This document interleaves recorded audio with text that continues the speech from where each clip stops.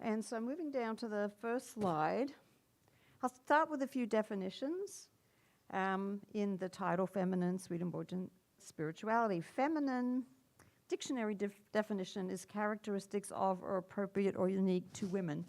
And I'm going to say this dictionary was probably written before the era of gender identity, but that's generally what feminine is. And then Carl Jung was maybe the first to, at least in the Western literature, to really define maybe the feminine aspect that's present in all people, including men.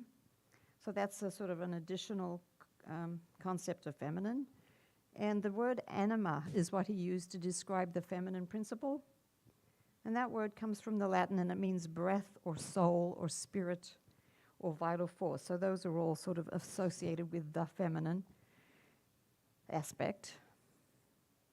But I also want to say that these days, with a lot more awareness of gender fluidity and gender identities, feminine for me has sort of come to mean much more than just cisgender women, but the feminine within anybody and everybody. And so I want to be conscious that throughout this talk I am including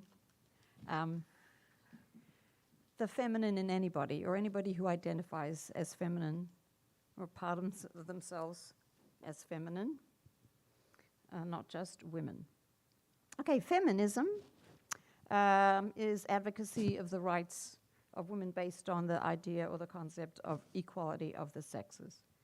That's another dictionary definition. And then spirituality has got a lot of meanings to a lot of people. The one that I'm taking for today is C.M. Del Rio and L.J. White from 2012, that a lot of people kind of use this kind of definition: an attitude towards life, making sense of life, relating to others, and seeking unity with God. And the eventual goal of spirituality is reaching truth and goodness in whatever way somebody would conceive of that. So those are my working definitions that I'm for this presentation. So first of all, I'm going to do an overview of feminine spirituality as I find it. Now, this could be like people get master's degrees in it, and I'm going to try and do it in a few minutes. And to narrow it down, I'm just speaking primarily about people that have contributed to the understanding of feminine spirituality within the United States. So most of these are American authors, and there's plenty more. Way back in 1895, Elizabeth Cady Stanton from New York and some other woman whose name I forget because I didn't put it in the PowerPoint, they worked together to edit the Woman's Bible, which was like a book, companion book to the Bible, and with the purpose of trying to find theological arguments for liberating women from being subservient to men. So, you know, some people sort of mark in the US the feminine spirituality movement started back then. I'm sure there was stuff in between, but then another landmark was 1978, Elizabeth Schussler Fiorenza from Harvard University, Harvard Divinity School. She wrote in a well-known article that feminist spirituality proclaims wholeness, healing, love, and spiritual power not as hierarchical, but as power over. Sorry, not as power over, but as power for, or an enabling power. And 10 years later, Renita Weems introduced womanist theology, and maybe the landmark book there was Just a Sister Away, a womanist vision of women's relationship in the Bible, and it was a second edition came out in 2005 with more material in it. And she makes the case, as do most womanist theologians and spiritual writers, that feminist spirituality traditionally, up to that point, ignored the influence of race and oppression and classism on the spirituality of black women. I think it's unfortunate that there is sort of there's two different tracks, a womanist track and a feminist track. And my hope and prayer is that they can converge and we can all learn from each other, but that's kind of how that's gone. In 1993, Carol Gilligan wrote a landmark book, also in a different voice. And that, I won't go into the whole history, but she identified that for women, the basis of feminine moral development is an ethic of care and non-violence. Not too long after that, in 1999, Joan Borsenko, she wrote A Woman's Journey to God, Finding the Spiritual Path. And her description of women's spirituality is natural, earthy, relational, mystical, embodied, intuitive, sensuous, and compassionate. And her finding was that females relying on personal experience versus abstract theology. And an important part of that is sharing our stories as a way to understand our spirituality. Not didactic teaching, but sharing and personal experience. Whoops. I want to go back one more person. In 2005, Rosemary Radford Ruth, one of my favorite authors. One of the many books she wrote is Goddesses and the Divine Feminine, because around that time there was a lot of interest in goddess and developing goddess spiritual practices. She noted that hierarchy is not essential in the Christian tradition, which, God the Father, all the levels of bishops and popes and stuff like that, Christianity had developed in very hierarchical ways because it had been males that had developed the whole theology and the way that the churches were organized. But she had sort of expounded that hierarchy is not essential when you really understand Christ's message.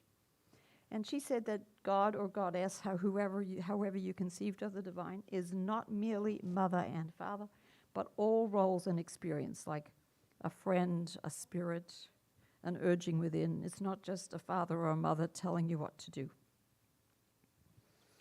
So moving along, in 2009, the Second Parliament of the World's Religions, which we'll do the little aside, was initially initiated by Swedenborgians.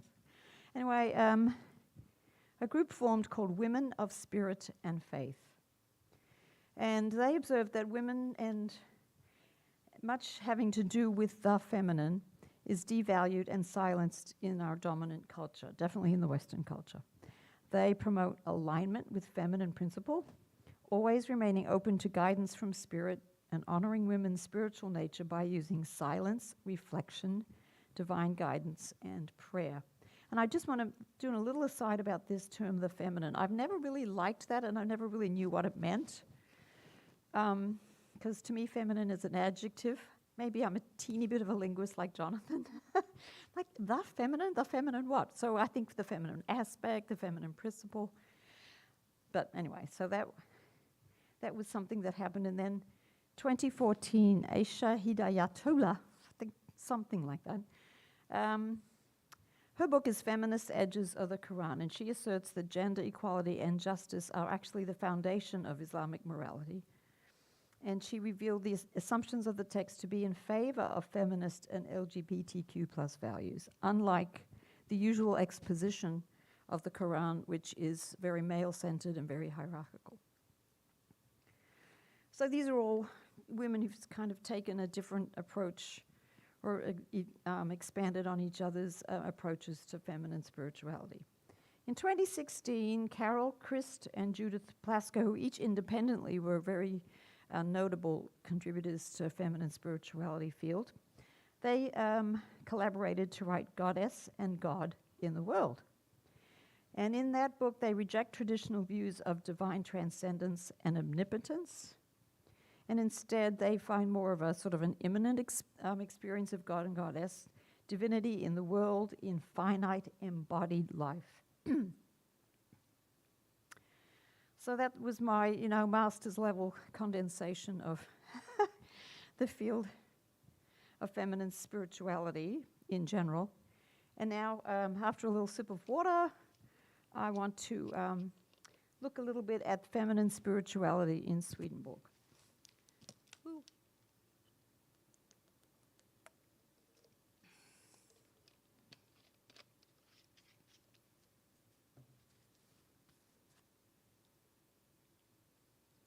I'm sorry about my voice quality, but I'm feeling the need to be duck masked, and so I hope you can hear me anyway. So, in Swedenborg, I guess the first place I wanted to start when thinking about feminine spirituality in Swedenborg is about gender, the distinctions. And so, in Swedenborg anyway, his definition of feminine or women is, of course, spiritual primarily. And so from a Swedenborgian perspective, you can sort of understand gender to be where in the spirit, life, which is the marriage of good and truth, where that is received. That is what distinguishes male and female in Swedenborg. So in Swedenborg, as you may know, and we'll get to this later, but men are a form, often men are described as being a form of intellect, and women as being a form of volition. And so the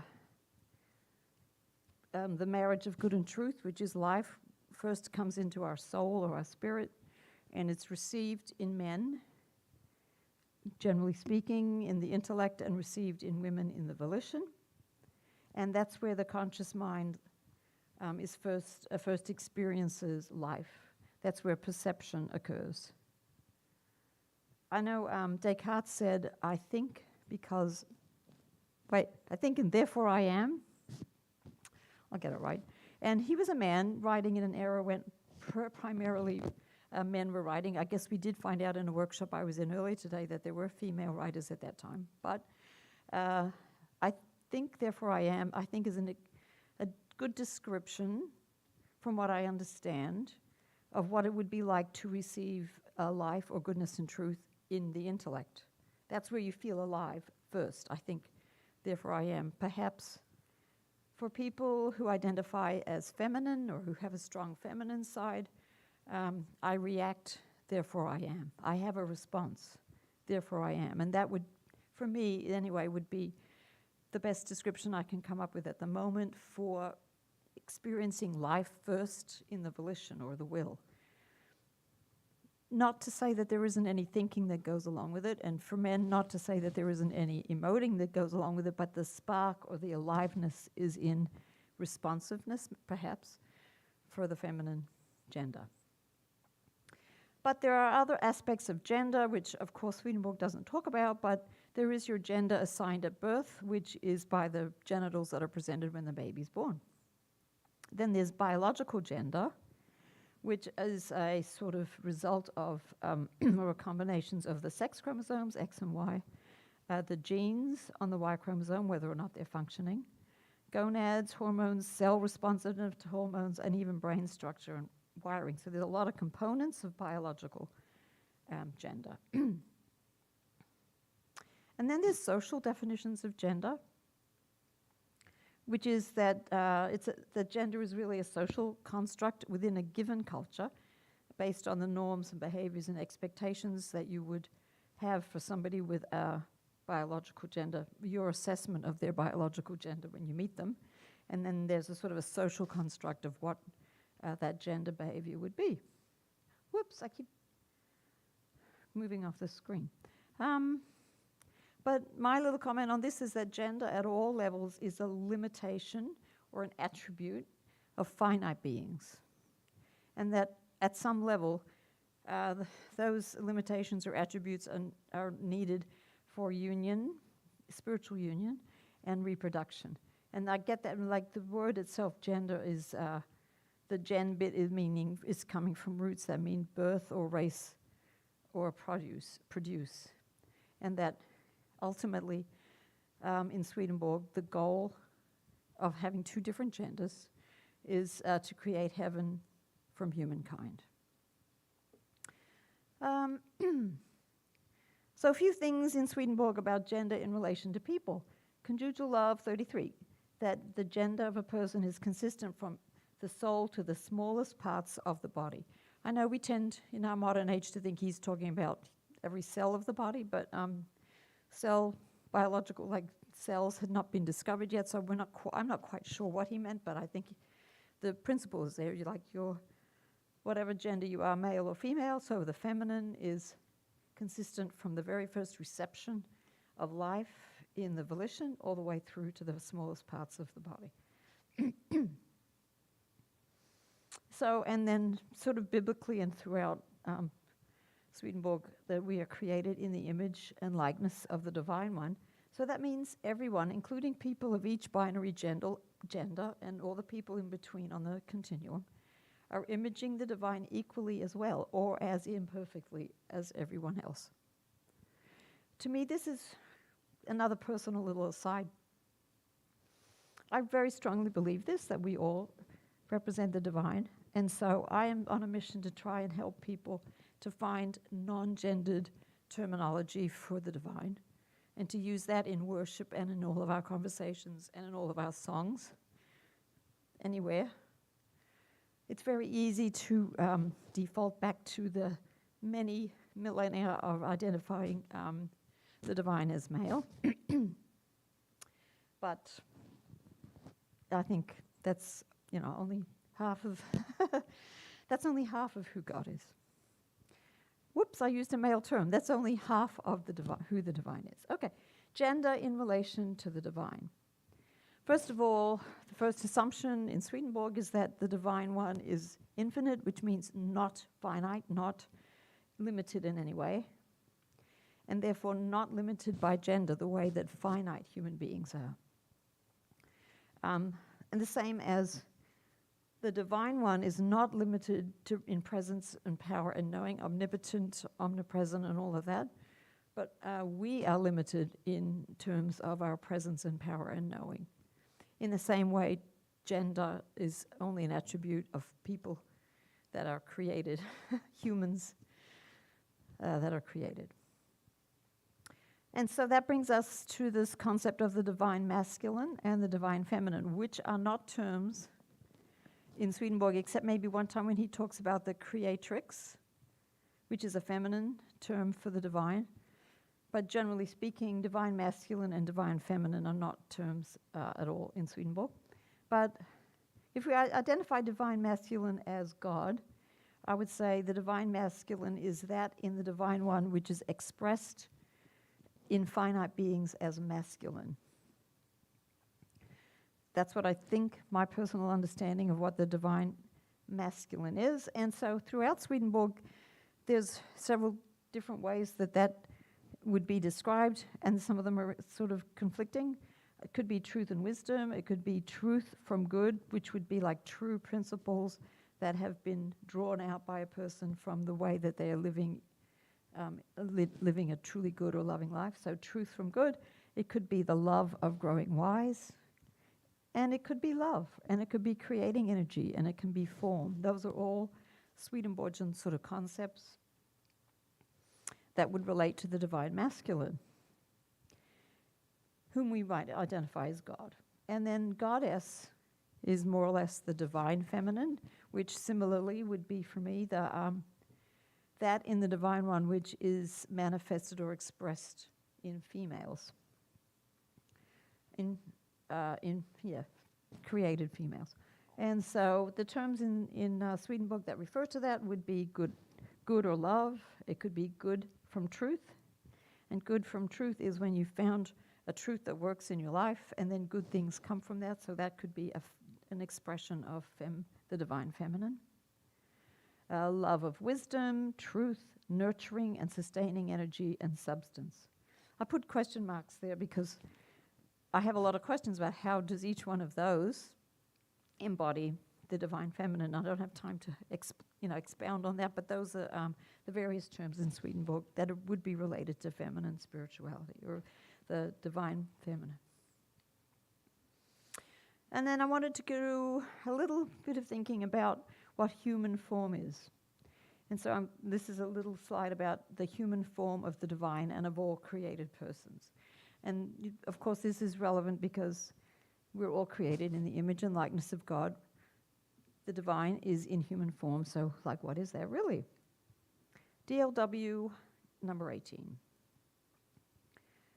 is talking about the comparison of the uncreated person, who is the Divine One, with us who are created. And the reason that that comparison can be made is because the Divine One is a person. It's because of the Divine One being a person that we earthly beings are said to have been created in the image and likeness of the Divine. So every one of us is in the image and likeness of the Divine. What is the form of that Divine of which we are all images? It's not spelled out very clearly, but DLW 34 to me describes it fairly well. I mean, gets the message across. Divine love is a property of divine wisdom, and divine wisdom is a property of divine love. Since the divine reality is divine love, and the divine manifestation is divine wisdom, they're distinguishably one. You can think of them as separate things, divine love and divine wisdom, or the inside of God and the outside of God. But really, you can also take a perspective of unity. And so another number from Secrets of Heaven, 3624. Human beings have been formed in such a way that every single part of them corresponds to heaven and through heaven to the divine. So that means our soul, our spirit, our body, our influence in the world, all of that corresponds to heaven and through heaven to the divine.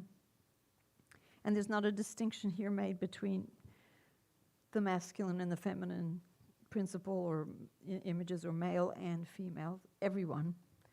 So on the right-hand side of the screen is just sort of my thought about that. All humans are created in the image and likeness of divine, corresponding to the divinely human form. So the spiritual template from which we're all created is love at the center, which in that previous number was called our reality, and wisdom on the outside, which is our manifestation. And these qualities, our personal love and our personal wisdom, can be seen as separate or seen as united. This becomes important later on when we talk about gender in men and women from the book Conjugal Love. But from the perspective of the book DLW, there's a spiritual template, and we're all an inner love manifesting as the wisdom that it takes to bring that love out into the world. So here we go, feminine spirituality, the difference between binary genders in a marriage context. And I do want to say, you know, that Swedenborg was writing in the times that he was writing, when there was very much just binary men and women. And so he writes from that context, and he writes from 18th century cultural norms for, sort of like social gender. So for me, I have to sort of sort through that and try to find what's the actual like enduring principles within. But here's the numbers. Conjugal Love 32. The difference between men and women essentially consists in this, that the inmost quality in masculinity is love, and its veiled wisdom. Or in other words, this is the important bit or whatever, love veiled over with wisdom, which is the spiritual template for the divine. But then he goes on to say, and the inmost quality of femininity is the wisdom of masculinity, and its veil the love resulting from it, which is a reversal of the spiritual template. He goes on to describe what those loves are and ends up saying the male is a form of the wisdom of love, and the female is a form of the love of that wisdom. This particular number, or others that say the same thing, are quoted a lot by people, Swedenborgians, that are writing about male and female, because there's a symmetry to this description that shows how there's sort of the yin-yang of the male principle and the female principle fit together. But I also want to strongly advocate that nevertheless, despite this description, we are all created as love clothed with wisdom. In this number and in the numbers like it, Swedenborg seems to be saying men are in that, from that same template from the divine, but women are not. And I don't like that, the conclusion that you could come to from that women are not imaging the divine. In fact, we are. And so I think it's important to realize that this concept of women being wisdom veiled over with love is written in the context of a book about marriage, and it's really further on in the number he's talking about husbands and wives. He's not talking about all men and all women, but this is a way that the male principle and the masculine principle and the feminine principle can come together in a bond that a joining bond that he calls conjugal love. So my little commentary on that: a husband's central love, which is the first love, or which is also identified as the love of growing wise, generally speaking for males, manifests in his wisdom. His wife has her own central love, and which is manifested in her wisdom. But in addition to her own identifying central love, she can take to heart her husband's specific love of growing wise as a way to bring the couple together. Swedenborgian theology. And particularly the wisdom, later on in the book, it's his wisdom about being faithful to his wife, or his wisdom about being faithful to marriage is the wisdom that she takes to heart in a way so that she can be joined with him. And she then manifests the loving actions that would flow from that kind of wisdom. That's the second love. But as I highlighted at the bottom, this is a marriage process. This is not describing how men and women in general relate. It's a very intimate description of what can happen between the masculine, or the masculine principle in one person and the feminine principle in another person. And I'm not saying that all marriages have this. I don't think it's true. Heterosexual, same gender marriages, whatever.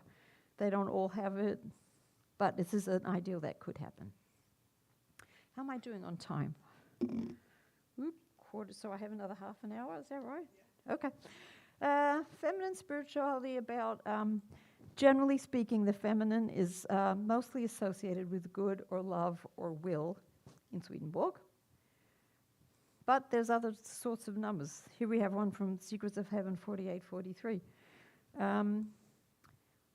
When in the word husband means good and the wife means truth, but the meaning in the case of those who belong to the celestial church is different from the spiritual church. So in the spiritual church, which some Swedenborg scholars say we are, so we're not, the celestial church is finished, that was the most ancient, and the ancient, we're spiritual people.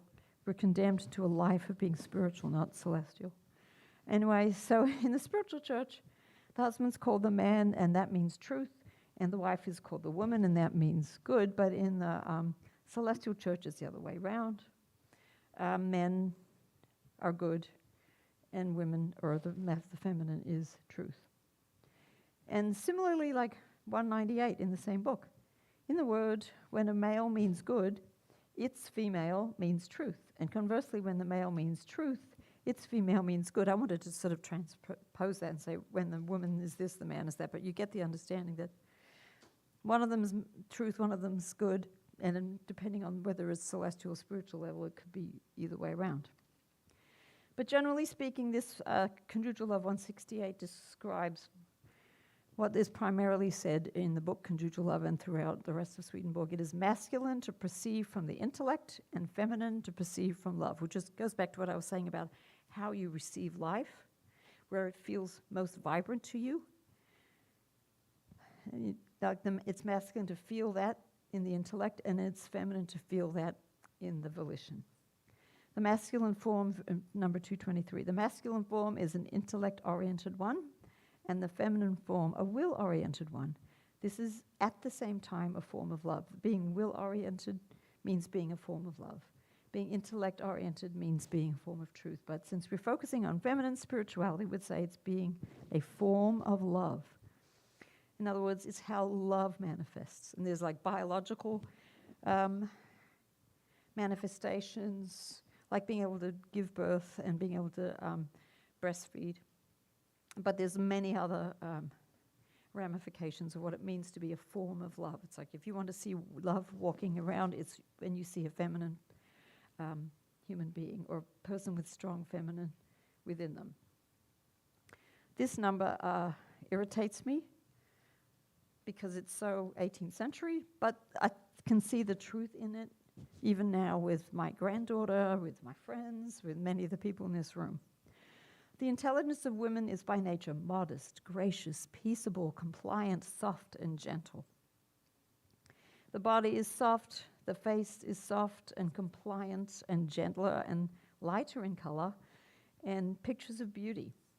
And with respect to the tone of voice, women have a gentle one. In my case, it's a scratchy one or something.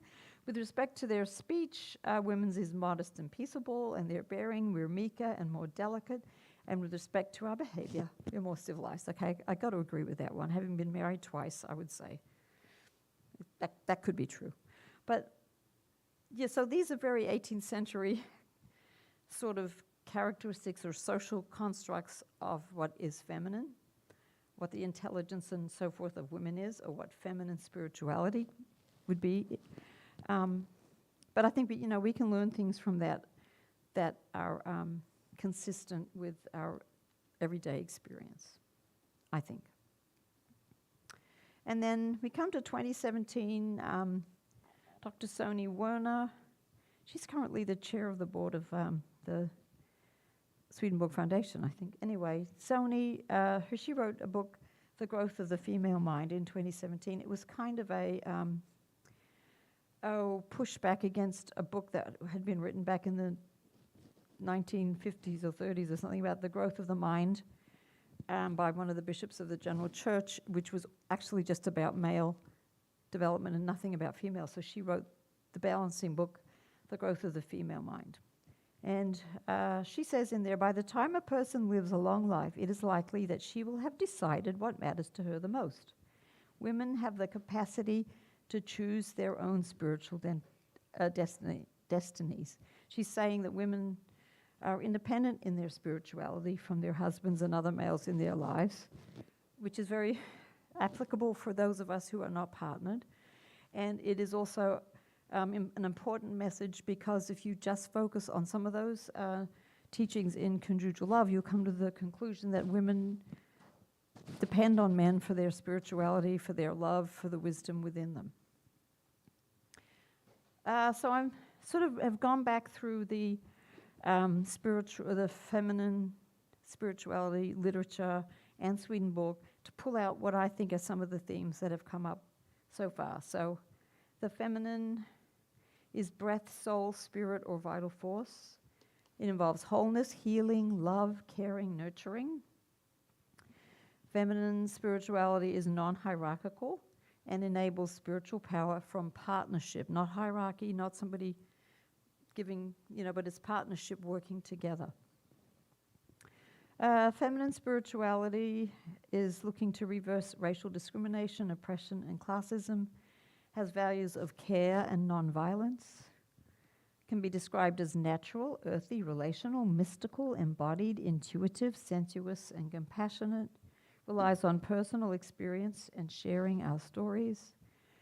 And one of the points that's made in the feminine spirituality literature is that everything about feminine, all the attributes, are devalued and silenced in our culture within ourselves and as manifestations as women throughout the world for a long, long, long time. The feminine spirituality is open to guidance from spirit and tends to have immanent divine relationship, relates more to the divine as speaking within than to a transcendent divine that's giving directions. Feminine spirituality draws on silence and reflection and divine guidance and prayer, is involved with gender equality, justice, and inclusion cross-culturally, looking for divinity in the world and in infinite embodied life, has in many ways a focus on union and reproduction and caring for the children that are reproduced. We choose our own spiritual destinies. We are independent spiritually. Creativity, dancing, and movement are important to us. And this is going on and on. And look, another slide. Divine feminine or goddess has been lifted up a lot in feminine spirituality. because a lot of women have felt alienated from the male divine. We're all in the image and likeness of the divine, but there are differences between genders. And the inmost quality in femininity is the wisdom of masculinity and its veil, the love resulting from it, which, as I said, is in Swedenborg, and I think it's only in the marriage context. That we perceive from love, that we are good, manifesting good, will-oriented and a form of love, and that we can be described, those of us who lay claim to feminine spirituality, as modest, gracious, peaceable, compliant, soft, gentle, beautiful, meek, delicate, and civilized. So that's the that last whole long tirade I just went on, or whatever. Sort of a list of the things that I came to from my experience in the a feminine spirituality world and in Swedenborg, and the kind of issues that women and men have been sort of struggling with in the Swedenborgian context of, like, exactly what does it mean to be feminine, what does it mean to be masculine, and how does that work in our multiple ways of gender identity. How does that all fit together? So I just wanted to take a little bit of time at the end. This is like absolutely self-promotion here, so maybe I should do one of those when you're supposed to claim if you don't have any financial whatever connection. We're going to look at the feminine Swedenborgian spirituality themes as they might manifest in Deborah's tree ministry, which is mine, which does have multiple donate buttons. So I might be benefiting financially from this, but really I just wanted to use this as a way that we can interact about what do we see here. So this nonprofit was started during the pandemic in 2021 to promote the work of female Swedenborgian scholars, authors, clergy, and artists. And so we have a website, which is down at the bottom, deborahstree.org. We have a YouTube channel, we have a Facebook page, and we have a Twitter account. So those are all the different ways that we sort of reach out to try and find a place for feminine Swedenborgian spirituality to contribute to the understanding of feminine spirituality. And so besides the website and those sort of social media types of things that we have, we also have had several events, and we're partnered with the Lord's New Church in the Philadelphia Society in Bernathen, which is a wonderful partnership that the Lord's New Church, which doesn't, tends to be a conservative and sort of mystical branch of the wonderful Swedenborgian tree, came right up like, we want to promote women, we want to help you do what you want to do. Now, I'm not sure that this link is actually going to work. No, it's not. So I'll minimize this and just go to the website right here. So as you can see, we have an About page. We have Watch, which is videos, Listen to 2 podcast episodes, I guess. Read is things that you can read. Enjoy is creative things. We'll go through it, the blog, and about our events.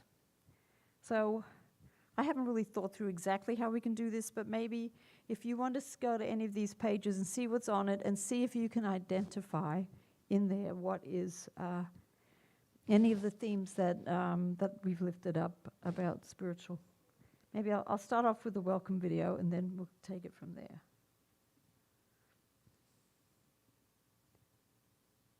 Maybe we will. Maybe I have Wi-Fi. Oh, okay, never mind. Oh. Yeah. I'm on the Wi-Fi, but anyway. Not great. Jane had a question.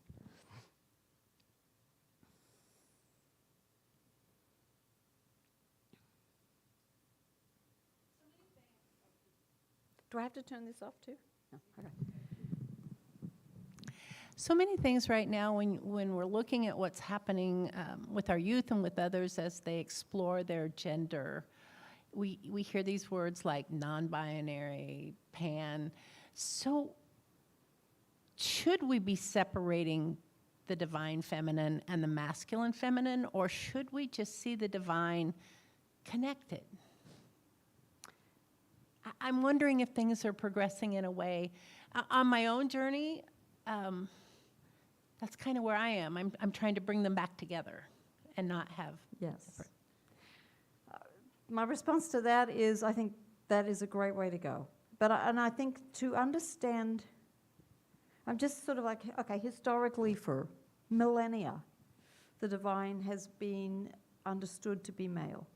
So it takes a lot of work to incorporate other aspects, the divine feminine. So for me, I think it's valuable to really separate those out, the divine masculine and the divine feminine, so that you can really understand both of them and then integrate. Because really, in my opinion, in my theological understanding, the divine transcends gender. Okay, a little self-promotion on that one. In 1999, I wrote my thesis for my Master's of Religious Studies from Bernathen College, Royal Theological School. And I wrote my thesis on the gender of God. And I came up with this term, the divine transcends gender, and explained it. And I looked through all kinds of literature, and I didn't see it anywhere in Swedenborgian community, certainly, and not outside of the Swedenborgian. And I've been so delighted in the last maybe 10 years or so that I hear Swedenborgian ministers saying, well, of course we know that the divine transcends gender. And I'm like, ka-ching. If I've done nothing else, I can say I've brought a new concept to the Swedenborgian world. But so, yes, I think the goal for me would be to really be able to relate to the divine as the divine that transcends gender, and to really get that gender, however that is identified within a person, is a limitation of our physical existence right now. As to whether in the spiritual world we then sort it out to be all either only feminine or masculine, I don't know. I doubt it. I suspect. Okay, I know we're sort of straying a little bit from feminine spirituality, but I suspect that in the spiritual world, wherever you come down in yourself is who you are. And so there's a heaven for you, however you identify. But, that's not in Swedenborg, so how could I possibly know that? Anyway. All right. So when we go, so I'm not even sure that I'm going to be able to go to the watch page because the Wi-Fi isn't working. Oh, here we go. So one thing that we've done in Deborah's tree is we have once a week a minister gives a short spiritual reflection. There we have the ministers up there that do it. And it's just like a 5-minute reflection on a Thursday morning. So if you just look at the titles, you sort of get the idea of the kind of things that these female ministers have come up with. Well, we've just got on here. This first one is God is there when we feel bereft. Underneath that, the divine outside and the divine within. Wilma's is the longest day. Julie, trust in the divine. Sage on change. The sparrow, it's a little hard to know theologically, I don't remember. Mingling the tribes, that's sort of like an inclusion of everybody. Variety.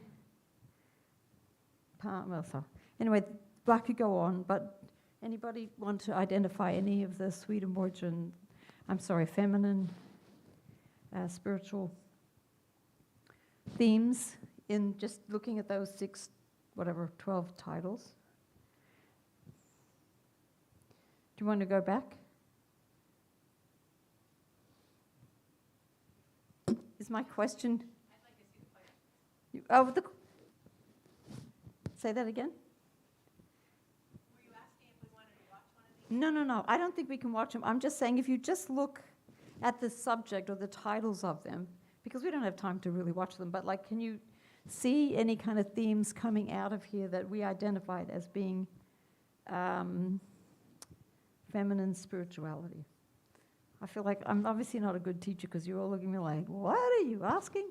So I'll just say variety, for instance, the one there, that's me in my apartment. All the moving boxes had been moved out of the view so you could see.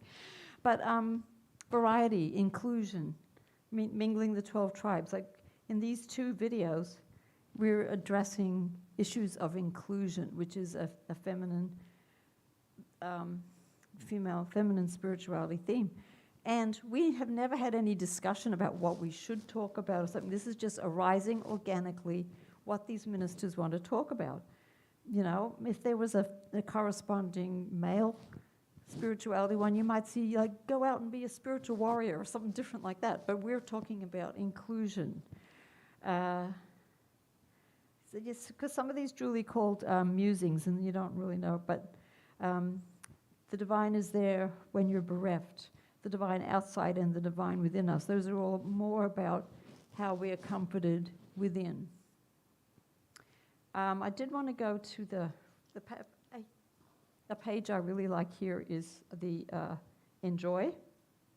Are we going to? Yep. So the first one is a link to poetry by Tiffany Perry, and her poetry is all nature, inspired by nature. She goes out in nature and poems come to her. And so I'm not going to give you the answers, but if you can identify any feminine spirituality themes from this, then Eleanor Schnarr's artwork, this was from a collection about interoception, which is feeling the divine or experiencing the world within instead of on the outside. And then a painting. I like this one. This is Deborah, for whom Deborah's tree is named. By Sony Werner. So,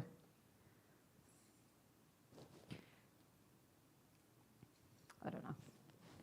I obviously didn't think through this part of my presentation that well because I don't have a good mechanism for getting you, for exploring what the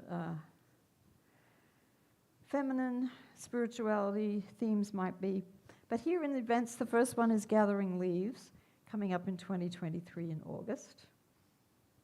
And to me, sort of like the spirituality theme there is the women getting together and sharing our stories together. That's a very important feminine spirituality value. Another event that we had was a silent retreat at the Lord's New Church. If you ever get on this website, these meditation videos are amazing. And this is again feminine spirituality. Liz went out with a camera for hours just filming beautiful nature videos from the property of the Lord's New Church with running water, leaves blowing, there's some that are all about the sky. And so that's sort of experiencing that earthy nature of feminine spirituality is captured right there. And then we did have a silent retreat, which is also something that, throughout the world, women tend to, or in feminine spirituality is something that has been promoted or whatever, just to be able to go into silence and reflect within and to be able to escape from the busyness of women's lives. Some more poetry. Then Sage gave a talk on Swedenborgian, Helen Keller, the social activist, which lifts up the sort of justice and inclusion aspect of spirituality. Logopraxis with Sarah Walker is very much an inward-looking experience of the immanent teaching of the divine in response to texts. And then gender identity was another talk that we had, which, as far as feminine sort of values in spirituality would be the inclusion of everyone. Okay. Oh, and then the last one I wanted to point out, this one, the Sacred Systems of Interoception, a Journey Through Inner Space, that focus on the inner experience of the divine and of inspiration and of perception.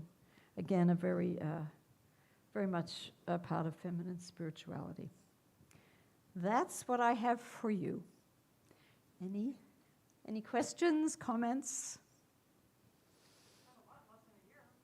Say again? Oh, thank you. Yeah, Jennifer's comment was that we've done a lot in less than a year. Yeah, we launched, was that just the last October? October 2nd, 2021, we launched. And I will say it has really blossomed way more than I had expected.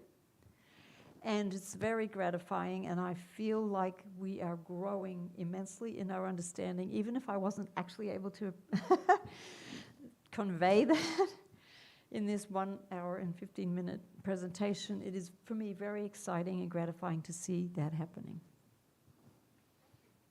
Thank you, everyone, for your attendance and your kind attention.